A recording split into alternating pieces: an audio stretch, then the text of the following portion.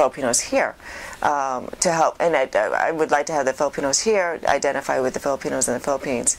You know, there may be a cultural distance because they can't identify with each other, but as long as they can help each other and learn from each other and not think that one is better than the other. I mean, I've seen situations where Filipinos from the Philippines feel that the Filipinos here don't know their culture. They can't even speak their language. How can they say they're Filipino? They're in these Filipino clubs, but they can't even speak the language.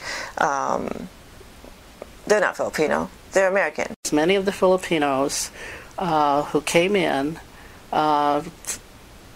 didn't know us as Filipino Americans and treated us in a discriminating way in terms of, because we didn't have an accent and we didn't speak the language, at least fluently, they considered us not being Filipino.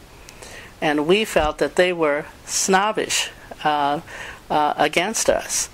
Then, you know, I felt that we needed to break down those barriers, and I've worked on that over the years, because to me, whether we have an accent or not, we're still Filipino. If I know that something is wrong with me, I really want to go to the Philippines because I don't want to die here in San Francisco. I want to die in our place, in our country, as a Filipino, because of my children, my grandchildren, they are there. That's why I hope that I still live for many years, so we can receive this equal benefits if they will give us again. Because they are just give us a small amount of money, not enough for the benefits. That is not the benefits for the Filipino. Write about my experiences as a columnist in Filipinos magazine. I've been writing that column since 1997, and I really focused on you know, all the adjustments and all the obstacles and all the pains and the happiness of being a first-generation immigrant in America.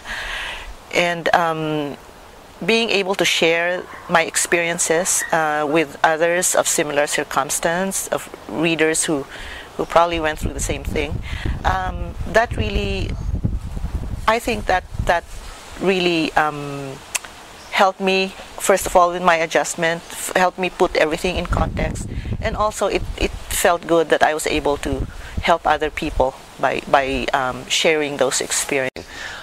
One might, you know, help out in some way, volunteer their time. I mean, that's how it started for me. I didn't start off wanting to be the mayor of Daly City. I started off serving my community and then saying, you know what, I think this is something that I think I can do well. And for the last, you know, 15, 17 some odd years, I have every year found a reason to serve. Back then in high school, I noticed that there was two separate groups of Filipinos. One that just immigrated from the Philippines and one that were born here. You know, the quote-unquote FOBs and those Phil-Ams sort of thing. And they always clashed with each other, always got into fights, always disagreed with each other. And I always questioned that. Because I've been in that whole spectrum. I've been considered white. I've been considered, you know, Filipino from the outside community, you know, that are non-Filipinos. Oh, she's Filipino. Well, yeah, I'm Filipino, but I'm Filipino American. But just that whole spectrum of fitting in and knowing that Filipinos can fit in everywhere. There's a whole spectrum, and no matter what, they're Filipinos.